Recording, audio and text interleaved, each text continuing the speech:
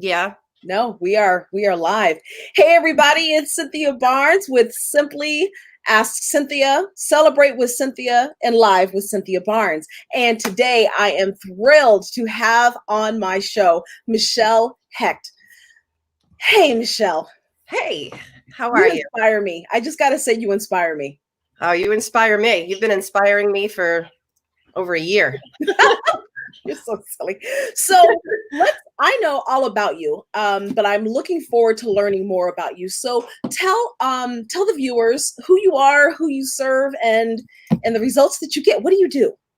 So I am a sales coach, sales trainer, and I bring roughly 20 years of sales experience as an individual contributor, sales leader with training and coaching experience to the position that I have now. And as far as who I serve, I don't know if I would pinpoint anybody specifically. I mean, anybody that's in sales, male or female. I do have a soft spot in my heart for working with women in sales, which is why I'm doing work with you. And I do a lot of the work that I do. And that's because a lot of the experience that I've had in my past life, so to speak, has been in women's healthcare.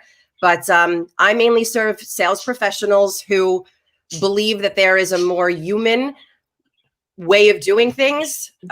Just injecting more of what makes us who we are, Right. Soft skills, so to speak. So people that just kind of want to move away from everything based on metrics, methodologies, processes. Those are important, but to really hone in on our innate ability to connect with each other. Sure. Absolutely. So I've got some questions for you because I want our viewers to know you like I do. Okay. And I'm not sure if that's quite possible, but after these questions, I think that they will get a good idea of who Michelle is and what she's about. You ready? Sure. Okay, first question. Let me get my notes here. What is the thing that you are most proud of? That's a good one. I am most proud of, over the last year, overcoming so much of what I've been through personally and professionally, and being able to just take the leap of faith. And I know this is a common word and everybody uses it. It's overused, pivot.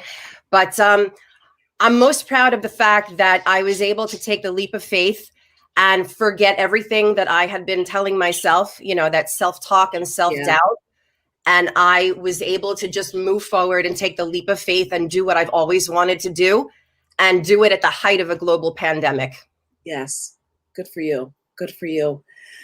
What sacrifices have you made on your journey to reaching the level of success that you have? Oh boy. How long we have? No, I'm You've got as long as you need.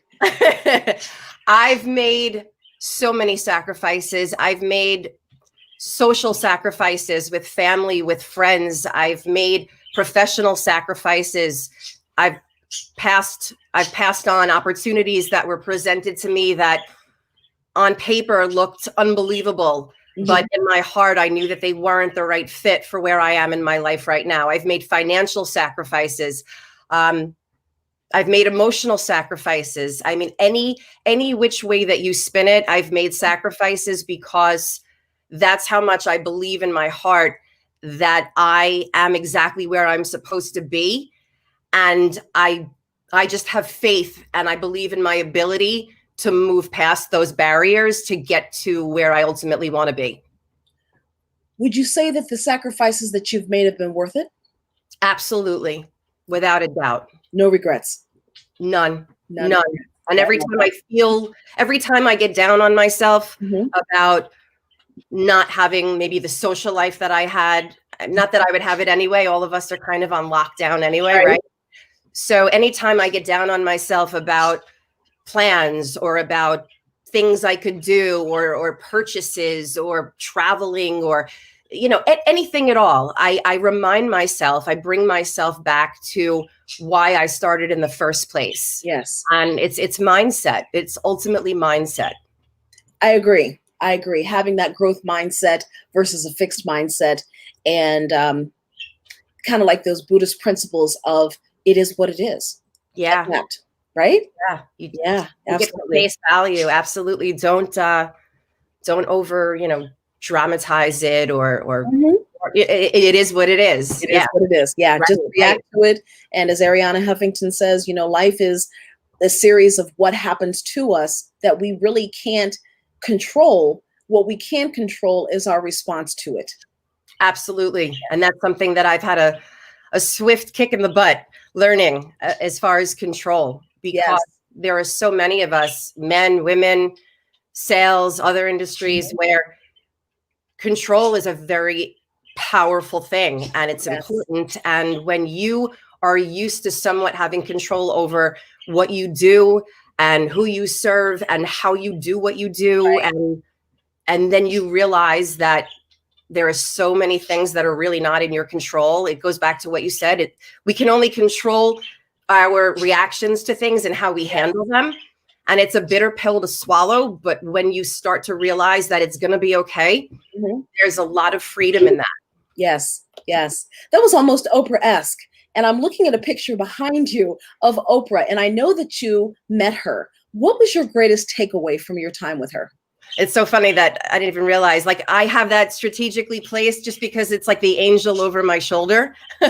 So I usually have a virtual background. Today I don't, but yeah, that's the angel over my shoulder. So my biggest takeaway from my heart to heart with her was that I'm enough. And there's a reason why I'm here and I have made it this far. And as long as I just continue to move forward, even if my steps are very, very small, if I'm at least going in the direction that I want to go in, that I have to believe that there's a bigger purpose here, that there's a reason I'm here. Mm-hmm. And I don't know, so many people could tell you the same thing, right? You could hear the same message from friends, family, colleagues, clients, whatever. But once in a while, somebody comes along, and whether it's the way they say it or who they are or the spin that they put on it or a number of reasons, then it resonates. Like then it sinks in. So my biggest takeaway from her was that I am exactly where I'm supposed to be. I've overcome some major obstacles in my life and I've come out with flying colors. Yes. That I have something that people want and people need. We all do. And, and then she said to me straight out, she's like, you're all heart. Mm-hmm. And that's why I have two pictures of myself with her. I have that one there and then I have that one there. She took that one first, but then afterwards she told the photographer, I want to take another picture with Michelle. She took her glasses off before that and she put her hand on her heart and she said to me, you're going to look back at this picture years from now and you're going to remember that I said to you that you are all heart. You lead with your heart. And that's why I have that picture with her hand over her heart. And that meant the world to me. Absolutely. Yeah. Absolutely. She is one of my favorite women ever, and I've never met her. If anyone out there that's back, what's that? She's so laid back and easy to talk to.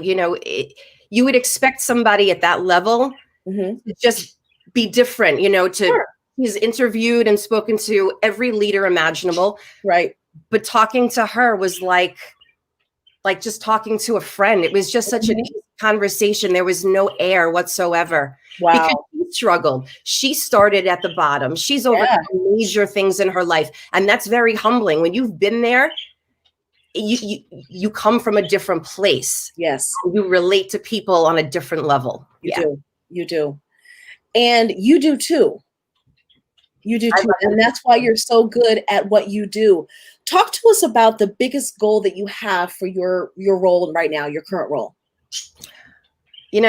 I have a lot of goals right now. There's short-term, long-term goals. I think my biggest goal right now is really making sure that I show up every single day as authentic as I can, that every person that I have a conversation with, that I coach, that I train, no matter what it is, that I'm impacting people's lives and that they understand that there's something that's so much deeper than just working with somebody, whether it's for training, coaching, marketing, advertising campaign, there's such a deeper meaning in everything that we do on a level of deep connection.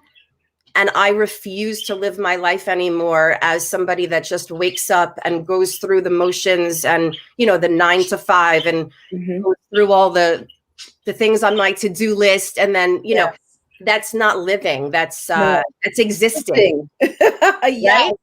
I don't want to survive. I want to thrive. Like you say. Yeah. Absolutely. And I think that if we were to get to the pearly gates and have St. Peter pull back the curtain and say, you know, you've done well, Michelle, but here is what we had as the heavens we had planned for you. And they pull back that curtain.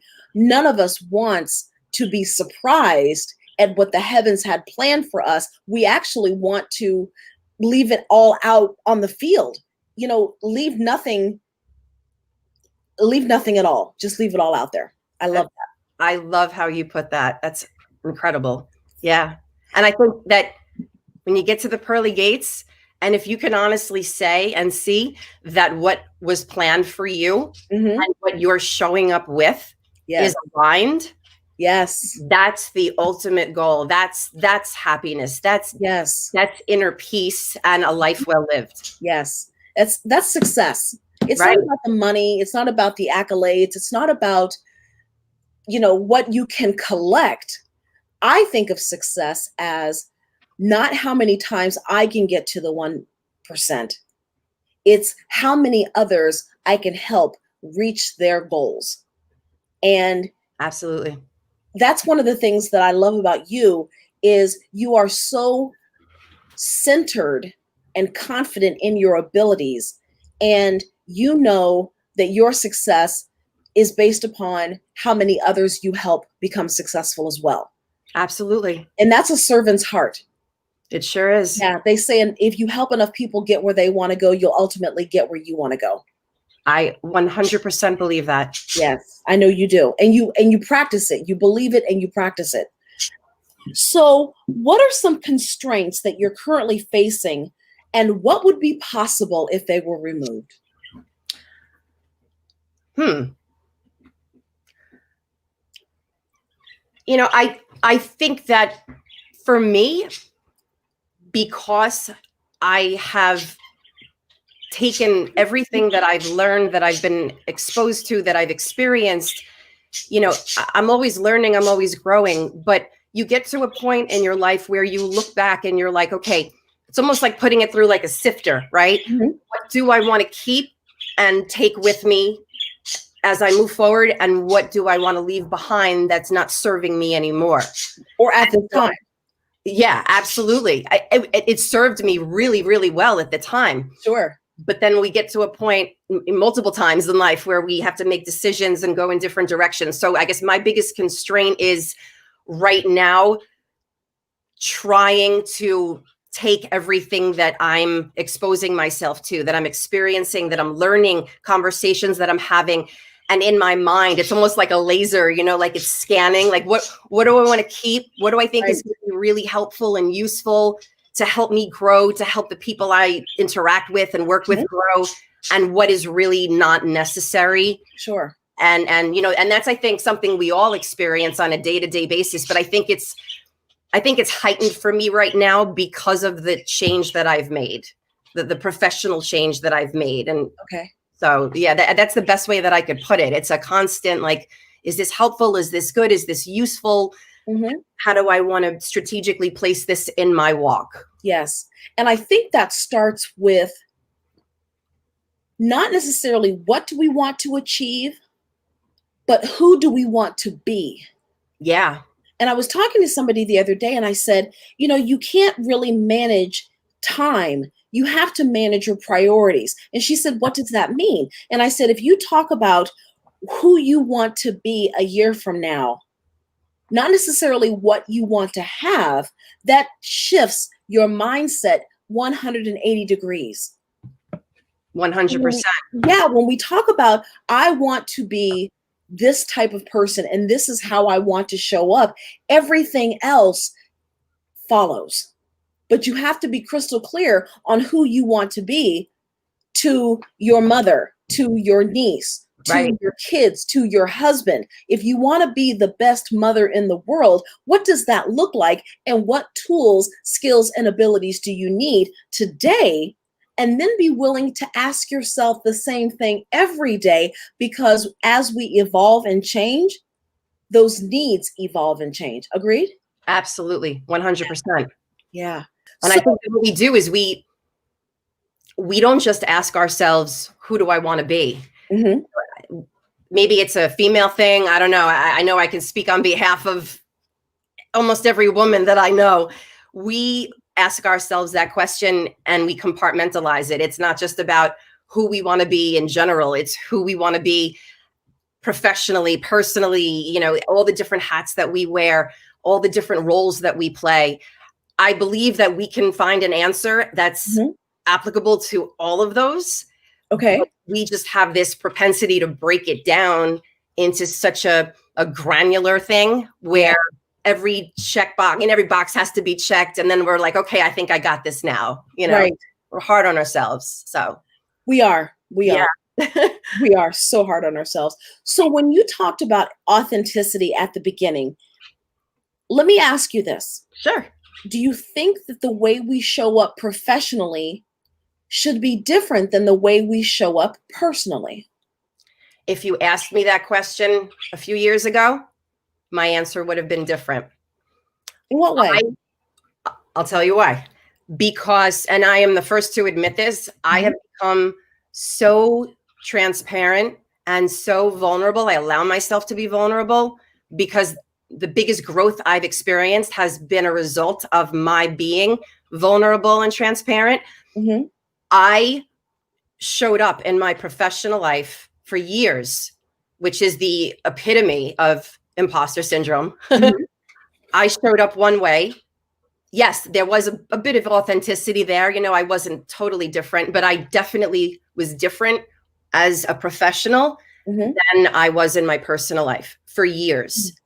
And after a while, I'm like, oh, I got the hang of this. Like I felt like an actress, like an award-winning, like you put on that facade. Totally, absolutely, because I felt I had to. That was a representation of the people that I worked with, you know, with clients, with medical profession and whatnot. So I put that on myself. But over the years, it robbed me of who I was personally. Yes. And so when you do that long enough, you sometimes don't know where one stops and one starts. Right. You kind of blend together. And then you're left with, who am I at the end of the day? Like, I have no idea if that was business Michelle or that was personal Michelle. The lines get extremely blurred. I am so glad that you said that, because I was trying to articulate the very same thing to someone the other day. And I could not explain what it was like to get up in the morning, put on my facade, my work facade of going into a bro culture, wearing yoga pants and sweatshirts and being a freight broker and talking the trash with the guys, and then coming home and then getting into girly girl with hoops and makeup and all that good stuff. Yeah. And somebody once said to me, they said, Cynthia, do you know how to turn off work? And I said, yes, I do. And I didn't realize that I had to make a conscious switch to say, okay, I'm not working right now. It's time to be Cynthia. There were two different Cynthias depending upon whether or not I was working or whether or not I was socializing.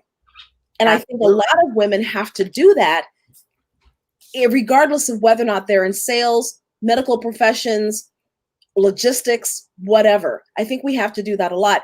And I think it's time we stop. 100%. And what happens also is it doesn't just stop at your professional life and your personal life in terms of, you know, going to work and then coming home. It starts bleeding into every interaction that you have, because by nature, we judge people anyway. You know, it boils down to, if you're going to judge somebody to the point where you don't give people a chance. So we all judge. It's just many people take it a step further. Yes. But for me, that switcheroo would occur with my own interactions with people. It could have been neighbors. It could have been friends. If I anticipated that a conversation was going to go a certain way, or if I anticipated a situation was going to roll out a certain way, you know, a meeting, whatever, I would automatically get in my head and say, which Michelle do I have to be right now? Which one is going to yield the best results? Which is going to give me the best opportunity right now? You know, let me pull from, you know, like a quick, you know, like, okay, A, B, you know. Exactly. That's exhausting. That is so exhausting. Yeah. It is so exhausting and unnecessary.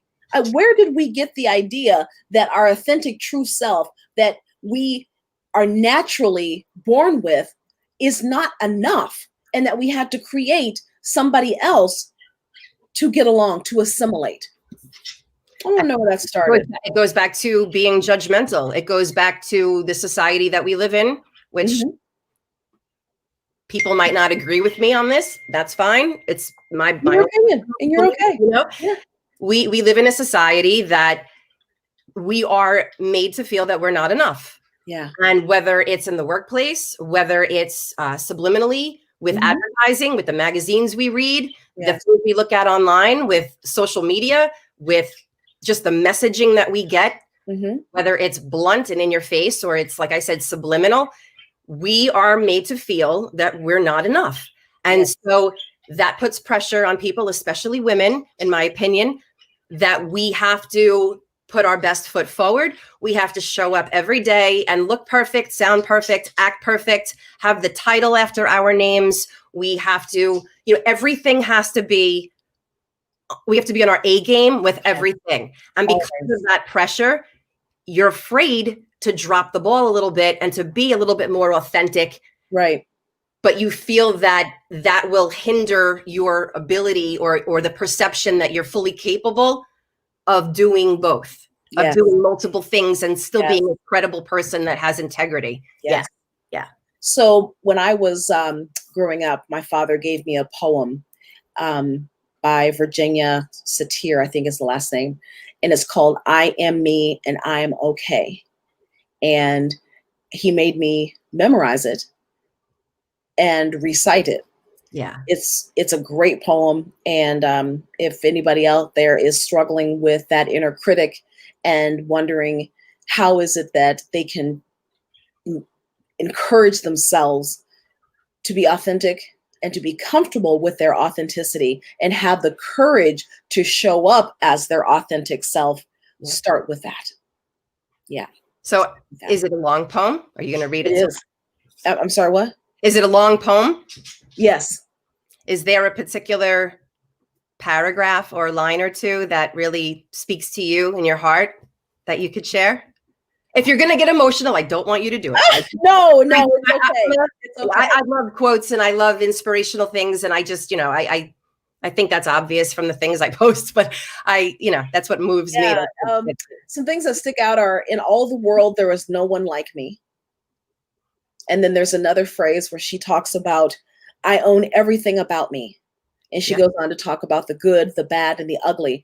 And that speaks to the responsibility of everything that I am in control of everything that I am. And I took that a step further to say, I am in control of how I show up.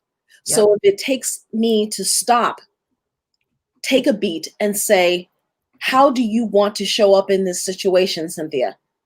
Confidently, securely, centered, not self-centered, but centered and grounded. That's enough of a pause for me to reset and say, if that's how I want to show up and I own everything about me, then it's a matter of choice. 100%. Yeah. That's so powerful. And so many people, I feel, don't know how to take that pause. And it's amazing because that pause, that could be 2 seconds, 5 seconds. There's so much power in that pause. Yes. There really is. And there's a quote by the famous Viktor Frankl, who was a Holocaust survivor and, an esteemed physician, psychiatrist, I believe, right? Or psychologist. Something like that. Something. Yeah. Mindset. and mental, emotional. Absolutely. And this quote, and if I botch it, I apologize, but there's literally like a space. There's a small space between, I feel like I'm going to botch it up now, and I don't want to botch it up. Paraphrase it. You know, I had it, I have it, I posted it a while ago, but basically it talks about the pause. It talks about that tiny little space that you can take a pause and decide how you're going to react, how you're going to move forward. And that's where the freedom lies. The freedom of choice. You know, there is that small little space is the most powerful thing, because that's where it lies. I'm going to have to look that up, because that is powerful. So when you think of speaking to a child, whether it's your child or a nephew or a niece, whether you're speaking to a customer or a boss, if you take that moment to pause and say, how do I want to show up? What result do I want? It changes it changes your mindset, changes your demeanor, changes your body language, changes how you are perceived. So there is power in the pause. 100%. And I know the wording was, it's the small little space between stimulus and response. Yes. I've read that recently too. Yeah. Oh, man. Speaking of books, speaking of quotes, speaking of influential people, what are you reading right now? What am I reading, or what's sitting on my nightstand that ever since this whole pandemic started, that I have so many wonderful books, including your book, that are on my nightstand. A new book by Amy Morin about, I have so many books, like four different books on my nightstands. I really want to read Sapiens so badly. I've just been hearing so much about that.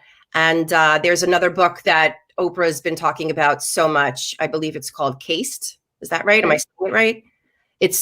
But yeah, I've had to pivot to audiobooks lately and listening to podcasts and like little sales tips in my car, because my time right now, where I used to be able to have an hour at night before I went to bed or whatnot, I used to be able to read a lot more, but there are at least 3 or 4 books right now on my nightstand that I so badly want to get to, or at least I started, and I just haven't. It's a juggle right now. Yeah, it is. I posted something earlier today on LinkedIn about the power of reading. And how reading is the number one way to develop a competitive advantage over your closest competitors. And somebody asked me why, and I said, because reading is on the decline, which goes to your point about having less time now that we are pivoting. So if your competition is not reading and you are reading whatever it is on professional development, resiliency, sales skills, you are doing more than what your competition is doing. And imagine the knowledge that you gain by reading an hour a day that your competition is not. So for anyone that wants to have a bang up 2021, a bang up fourth quarter, I encourage you, read an hour a day. And it doesn't have to be sitting down and actually reading a book. I'm reading things on work-life balance because that's a challenge that I have. You could also get it on Audible and listen. I'm sure everybody's working out every day, or should be. Yep. You can listen to an audiobook, like you said, Michelle, on your walk. Right? The thing is, we also get stuck in our ways because it's difficult for everyone right now to have an hour a day, to try to squeeze that in when there's so many other things that have to be done. I'm a creature of habit, and I'm a creature of comfort. Yeah. I am old school, where I like to literally open up a book and hold it in my hand. Yes. And crawl into bed at night. And I like to put the bookmark in and then take a look and see how far I've come in the book. Right. So it's just my thing. It makes me feel good. It doesn't matter what I'm reading. But why I feel that that's also helpful for people to get an advantage, over their competitor, or just to help people grow, is because when I look at the pages, I can stop. If there's something that I want to go back and reread, if it was impactful, it opens my mind. It really allows me to tap into critical thinking and to create scenarios in my head while I'm reading things like, oh my God, I've been there before. That happened to me once before. Yes. I recently reread Eckhart Tolle's A New Earth. Okay. Was unbelievable because when I read it in 2011, I was like, I'm not ready for this. Like, this is just like, whoa, you know? and I reread it now and I'm like, oh my God. Yeah. Because you look at things so differently from a different angle, and just breaking down what the ego is and how it really controls everything that you do and say and how you think and how it's evolved over time, you know. And it's not the ego as in like I have an ego. It's like the ego, you know. So it was just one of the most profound books I'd ever read. Yeah. They say when I was coming up in sales, a sales leader said that you have to read a book 6 times to fully get it. Really? Yes. He said that the reason you do that is because what you read today is based, and what you get out of a book is based upon who you are in the situation that you're in your life cycle. Exactly. So when you read it again, just like you read Eckhart's book, different things pop out at you because you're a different person. Yeah, it's amazing. Yeah, amazing how that works. Books 6 times, and I'm thinking, have you seen my bookshelf and have you seen my wish list? Yes. Sheila wants to know. Thank you for popping in, Sheila. What's the name of that book again? Are you referring to the one by Eckhart Tolle? Could you tell us again, Michelle? A New Earth. A New Earth. Okay, A New Earth. Yes. Yeah. I will put that in the comments. That book will single-handedly make you stop. And we talk about that pause, the power in the pause. Yes. It will make you stop and honestly think in almost every situation about how you're supposed to respond, or if something happens to you or somebody says something to you, instead of like taking it as a personal attack. Yeah. It will really make you stop and think. And that book talks about the pause. It talks about how if you are able to train your mind to take that tiny little pause, but in between what you think is going on and how you react and respond to it, by doing that repetitively, you will rewire your brain and change your brain chemistry. Yes, because those neural pathways are there. It takes intention to create a new neural pathway, therefore a new habit stream, a new thought process. Exactly. I'm into brain and how the psychology works and all that good stuff. Me too. I can't wait to love it. Yeah. There's so much power that we have already. We don't even tap into it. Well, because many people don't even think that it plays a part in our everyday interactions. Right. Most people just chalk it up to emotions, that unless you're in some sort of a field where you have to tap into that every single day, because it's, maybe in your line of work, that our regular interactions on a daily basis really don't, pull from that and don't leverage that. And that's the furthest thing from the truth, because it's woven into everything that we do every day, every interaction we have, every conversation, everything. It really is. It is. It is. Speaking of those conversations, I know you've met some powerful people, Oprah. I'm jealous. If anybody here knows how to get a hold of Oprah, or can put me in contact with Oprah, I would give my firstborn. I don't have any kids, but I would. Who would you like, if I gave you an unlimited budget and said that you could invite anyone you wanted to, who would you have around the dinner table?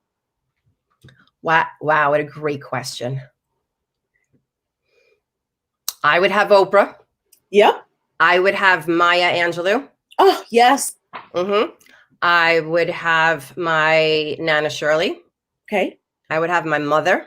Yes.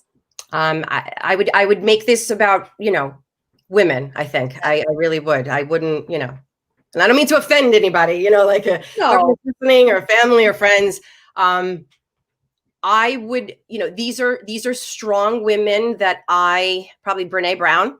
Yes. I would have some strong women that have paved the way, that have been extremely influential in my life. Yes. That have overcome some major stuff. Eleanor Roosevelt. Yeah. Yeah, that's some crowd. I think if we had cocktails, that would be some experience. So what would you have on the menu? Oh. Right? Cocktail menu or food menu? No. Both. Or Let's would I start with have the- drinks. Let's start with drinks. I am playing. Drinks, I don't know. I'd probably end up picking my own favorite, which is a margarita, a silver Patron margarita with salt and extra lime. But Okay. anyway, for the menu, honestly, it would either be a potluck or I would find out what each person's favorite dish is in the whole world that made them feel warm and fuzzy and homey. And I would make sure that the menu is comprised of everybody's ultimate favorite dish. I love that. I love that because not only are they going to feel like you took the time to find out what they wanted, they're also going to share their favorite meal with others. But I mean, we some of the most incredible things happen when people break bread together. Yes. And food is really the one thing that, I mean, there are other things too. There's music, but food is like the common denominator where no matter your race, your culture, your religion, anything, it can really bring us together. And it can really do so much for us, no matter how different we are. Mm-hmm. We break bread together, amazing things happen. They do. Yeah, I'm a big believer in that. So, which stinks because I can't go anywhere and have client meetings and lunches and dinners and, Speaking of which, do you think that it's important to be able to meet with clients face to face, or is Zoom enough? Well, I might be biased. Your way. If there was no COVID, what would you do? I might be biased only because my entire career has been in outside sales. Yeah. I've never been somebody that's been in a call center or just, on the phones. That was always part of my job. I have no problem picking up the phone. But for me, I always like to sit across the table from somebody, whether it's in an office, whether it's entertaining them, just having lunch, because I believe that I am the most effective when, I'm a very passionate, animated person. And, for myself, I know that that's something that works for me. Mm-hmm. I've gotten used to Zoom. I think that the screen is big enough where my hands, I can still, I can still do that. Yeah. I got the widescreen MacBook over here, but I think it's a personal preference. I think Zoom is enough right now. Okay. I think ultimately, if and when we start to open things up a little bit, I can't wait to start going out and meeting with people. Yes. Because that's just, I miss that connection more than Like I really miss that. And it gets me down a lot sometimes. Yeah. So I'd like to take a quick moment to thank those who have joined us. Catherine, Ashley, Rick, Sheila, Tamika, is it Gerline? Is that how you pronounce your first name? I hope I didn't butcher that. It's so pretty. I hope I did it right. Shelly, all the way from Spain. I have a question for those who are tuning in. What do you think about face-to-face meetings over Zoom meetings? Which do you prefer? And also, what questions do you have for Michelle about her experience, about her insights, about her perspective? I want to hear from you. So put a comment in the chat, and we will get to those. In the meantime, I have another question for you.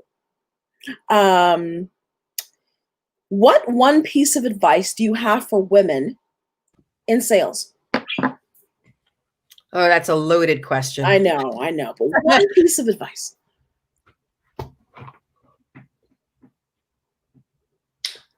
I would have to say, don't wait for other people to validate you. Don't wait for your colleagues, manager, your supervisor.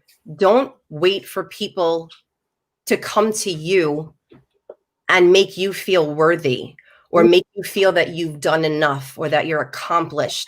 Okay. It's not going to happen. And if it happens, that's wonderful.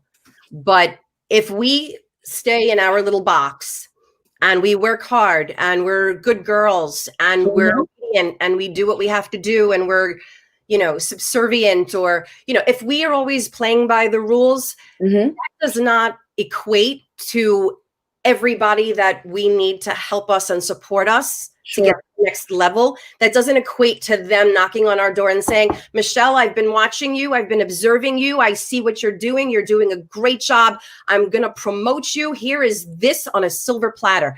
If we wait for that to happen, whether it's in our personal lives or professional lives, we're going to be waiting a really long time. A long time. It's not going to happen. And if it happens, we're lucky. That's icing on the cake. Right. We have to be confident enough and believe in ourselves enough and be, what's the word I'm looking for? We have to really be triumphant. We have to go out and get it. Yeah. And I'm not saying step on toes and be disrespectful, but if you know ultimately what your long game looks like and where you're going, you map it out and do whatever it takes compliantly and respectfully. Sure. To continue to move forward, like Oprah said to me, you just keep going forward. Yes. It's because that's the mistake that I made in my life. Yes. I'm not standing on my soapbox saying, oh, we all have to do this and, go out and no. I'm the one that waited around all the time. Yep. Like, maybe somebody will notice. Look at all the extra that I'm doing. Look at what I'm doing here. No. No, because they're busy with their own lives. Exactly. Yeah. And you can't fault them for that. It is what it is. But once you realize that people have their own agenda, you take things personally, and you don't wait around for someone to tap you on the shoulder and say, I want you to be my next manager. I want you to lead this project. No, you have got to stand up and say, what about me? Yeah. What about me leading this project? What about me for this position? Exactly. But there's many different reasons why, just to go back to what you said before, people have their own agenda. That could be innocently, where just people, we're all doing our own thing. We're all wrapped up in our own worlds and our own, like I always say, COVID crisis. I always tell my kids, I'm like, nobody's going to bed at night and the last thought they have before they put their head on their pillow is, what is so-and-so doing? What are they going to wear tomorrow? Like, what are they working on? No one cares. No one cares. But no one cares. The flip side of that, where people also have their own agenda, there are people that have agendas where they want to keep you down because it gives them an advantage. Yes. And maybe you're threatening to them, or maybe, they're afraid that you're going to succeed or pass them somehow. How many people are living in this world? We're going to fight or act like that towards each other and compete for how many people living in this world? There's enough to go around. Yes. And that's why I have a servant leader mentality, because I don't have to compete with anybody. I do things my way. And everybody does things, their own way. We all have that. No one can do you better than you. Yes. Yes. So one of the greatest pieces of advice my father ever gave me, it's actually twofold. He sat me down when I was 6, and he was from the segregated South. And he said to me, Cynthia, and keep in mind, this is his lens, because he knows how hard it was for those of an underrepresented population to become successful. Sure. So he sits me down and he says, you have 2 strikes against you. You are Black and you are a girl. Now, keep in mind, this is a Jim Crow era man saying this to his little girl in well, we're not going to go there. So he says, you have 2 strikes against you. You are a Black girl. And I said, okay, Daddy. And he said, what that means is that you are going to have to do things twice as good as everybody else for the rest of your life. And I said, okay, 6 years old, you really don't understand that. But my father was a former Air Force sergeant, so he was firm in his approach and delivery, so I paid attention. He said, and while I'm at it, he said, there are 3 types of people in the world: those who make things happen, those who wait for things to happen, and those who wonder what the hell happened. He said, if you are going to be successful in life, you have got to do things twice as good and also make things happen, because waiting around for them to happen, to your point, Michelle, is a recipe for disaster. Right? Just waiting around is no good. On the money. No good. And there's a balance between surrendering and making things happen, because sometimes we can push, push, push, push. And sometimes we have to say, okay, I've done what I can do. Now it's time for the universe to work what I've done. Yeah. Yeah. Yeah. And sometimes that's a very fine line, right? You don't know where one ends and where you're allowed to let go and let the universe take over. Right. But it's self-awareness. You have to be able to look back and say, you know what, I've done everything that I could do humanly possible to get to the point where I want to be. And now I have to kind of just give a little bit, like let go of the reins a little bit and just succumb to it. Right. Yeah. And sometimes it's a matter of saying, I've done my part. I'm going to relax and let my efforts manifest. And you have to say, who do I want to be, or how do I want to show up in my pursuit of this? Am I needy? Am I confident? Again, awareness of self. And there's no switch either. I think that many people believe that whether it's getting to a certain age or having some sort of awakening or, big, like Oprah says, or aha moment. Yeah. It's not a switch. It's not like we're going to wake up one morning and like, oh my God, that's it. Eureka. It doesn't work like that. It's a process.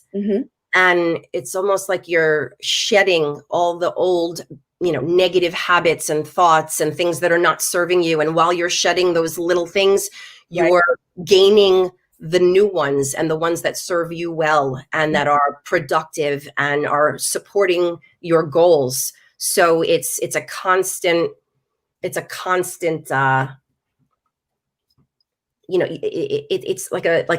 a metamorphosis, right? That's really what it is. It's shedding the old and gaining and growing the new simultaneously. Yes. As you're moving forward as a whole. Absolutely. Absolutely. Yeah. Got a question for you. Recommendations for exuding servant leadership as an individual contributor when not yet a formal leader. So that's for you. I've got some thoughts and I'd like to hear yours. I'm going to play devil's advocate and I'm going to talk for a second about the word leader. I know you were going there. I knew it. You know me. I do. That's why I wanted you to because the old me would be like, I'm a leader. Look, here's my card. I'm a leader. It says I'm a leader. I'm a manager. I'm a supervisor. I'm a VP and I'm a leader. Leader. No. Yeah. I don't care what your title is. I don't care what your card says. I don't care what your friends call you. I don't care any of that. A leader is somebody, it goes back to what you said before. Can you see me? Now I'm getting animated like that. I love it. I love it.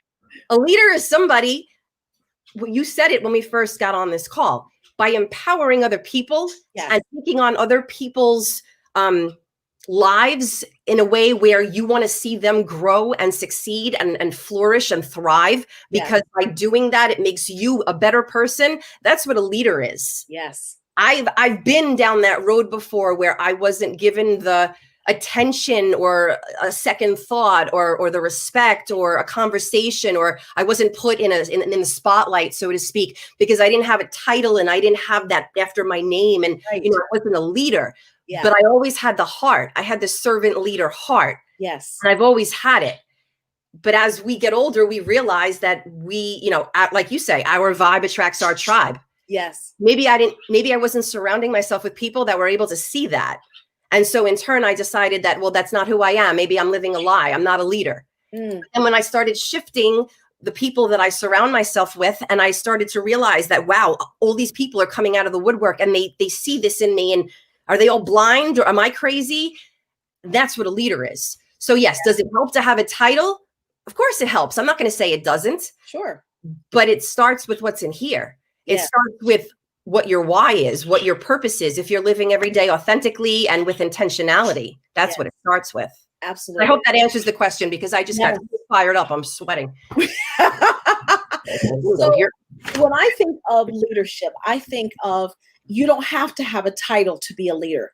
Nope. A leader is exuded in your demeanor and also in your actions. So the fastest way I know to become a leader is to volunteer for committee projects, volunteer to lead committees. If you see a deficiency in your organization and you want to fix it, there's nothing wrong with saying, hey, we have a woman's ERG, but not a woman in sales ERG. Right. Women who work in accounting and support each other in an ERG are different and have different needs than women in sales. So start a women in sales ERG. And if you need help, let me know. Absolutely. You can also start a mentoring program. You could join organizations like NAWSP and become a mentor there. All of those things go on your resume and show that you are a leader. Go to your community, volunteer someplace there. That is leadership. So it's not contingent on what's on your card or the initials behind your name. All of those are great. There are plenty of servant leaders who have never even stepped foot in a college class. Exactly. Yet they are leading by leaps and bounds because they're influencing. So if you want to increase your leadership ability, increase your influence. How many people are out there right now looking for a job? Yeah. And they're not being given opportunities to even interview or to move along the process because they happen to have been screened out by a recruiter that is checking off boxes, and because they don't have 10 out of 10 requirements, that automatically means that they're not fit for the job and they're not a leader. Exactly. Whereas you have people that have 4 or 5 of those things and exude leadership. And unfortunately, if the recruiter doesn't have the ability to read between the lines and also use, tap into emotional intelligence, those are people that get lost in the cracks that are incredible leaders. Yes. So that's a prime example of how, like you said, having a degree, being educated. I mean, I have a degree and I continued my education this spring. I think that's all very, very important, but it stops at some point where I have to own it. I have to own being a genuine leader, not just a leader, a genuine leader. A genuine leader, yes. The servant's leader approach. Right. Yeah. I love that. So we've got about 4 minutes. If there are any other questions for Michelle, I would love to answer them. We have some great comments about Zoom. So people have become so comfortable, surprisingly disarmed and forgiving. That is so true. I noticed that people are just, the dogs in the background, the kids are playing, and we're all just saying, you know what, it's okay. Because I've got parakeets. I've got four-legged coworkers too. Everybody does. So we are forgiving. We are forgetting. Forgiving. Ashley says, seeking ways to make Zoom meetings more personable. One tip I recently received was making sure I always show up on video. Ashley, that is huge, especially when you're talking with a prospect, because you want to make sure that that you have their undivided attention. And I was always told Zoom meetings are more effective than phone meetings because people can check Facebook on the phone. They can do whatever, but in a Zoom meeting with the camera on, I've got your undivided attention. So great. I love that Dana said Zoom meetings help bring down walls and help people open up more. And compliment for you, Catherine says, I love that, Michelle. You know how much I agree with you on that point. Know and own what you are worth. Stand up for yourself. No one else will be able to do that for you, not in the same way. And then Rick says, don't wait for validation. Be your own inspiration. Yes. Exactly. Mika, I love this. Being a leader doesn't require a title. Having a title doesn't make you one. Woo! That's powerful. That is powerful. All right, everybody. Thank you. Oh, my last question for you, Michelle. Okay. And I ask this of all of my guests. How do you want to be remembered? Ironically, I posted this like 2 weeks ago on Instagram, on LinkedIn.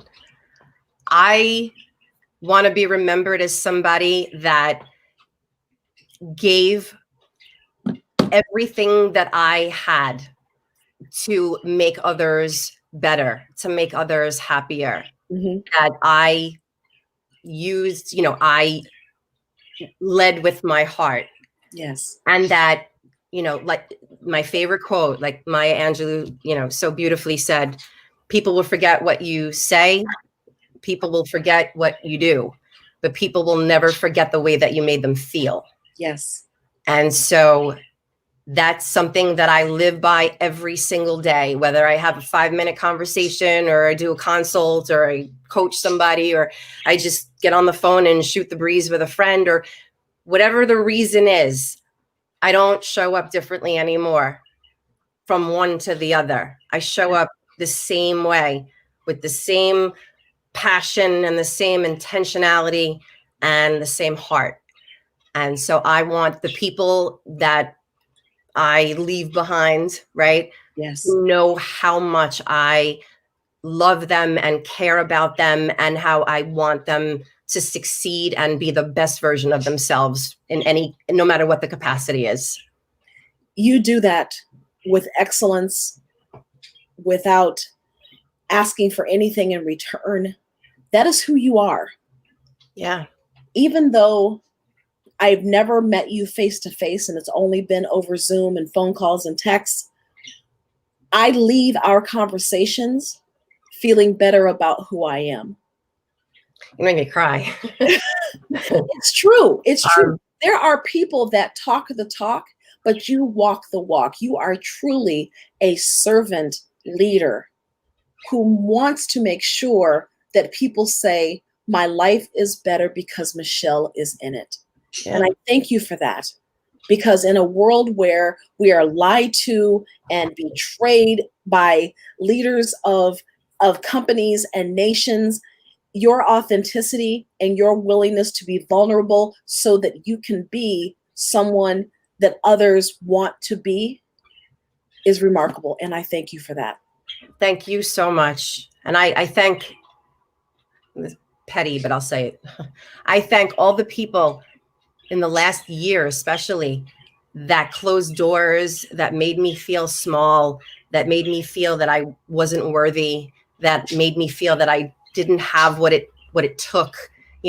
I thank you, because without you rejecting me and making me feel that way, I would have never been redirected to where I am right now. So from the bottom of my heart, thank you for the lesson. Yes. Because it was the best lesson of my life. You are an incredible woman. I am so honored to call you my friend. I know that if I ever needed anything, I could just pick up the phone and say, Michelle, I'm in Timbuktu and I need $200 to get on a flight. I know that you would do that for me. And you would probably do anything within your power to help me. And I know that I'm not the only one who feels that way. So if you are watching on LinkedIn, YouTube, Facebook, find Michelle, connect with Michelle, get fed by Michelle, and your life will be better because you did. Thank you so much, Cynthia. I feel the same way about you. Since the day I spoke to you, that one conversation back in June of last year, we had a conversation, and in that moment, that was it. You made such an impact on my life, and it's just been an incredible journey ever since. And that's why I'm so active with NAWSP, and I lead the New York chapter, the Greater New York chapter, and I want to grow the chapter, and I want to impact people's lives. I want them to know that not everything is a transaction. Not everything is about, what can I get from this? Yes. What's in it for me? Like, what is the acronym? Like, yeah. It's about the exchange. And then once we do that, everything else will come naturally. Yeah. Absolutely. Yep. Miss Lady, thank you so much for your time, for pouring into us, for your energy, for your love. Thank you. My pleasure. Thank you for having me. This was an amazing experience. You are amazing. Yes. Everyone, thank you so much for tuning in. Don't forget to connect with Michelle. Follow Michelle. She is an inspiration, as you can tell. And we'll see you on Tuesday evening for celebrating us with Cynthia Barnes. Take care of yourself. Take care. Okay. Thanks, Michelle. You got it. Have a good one. You too.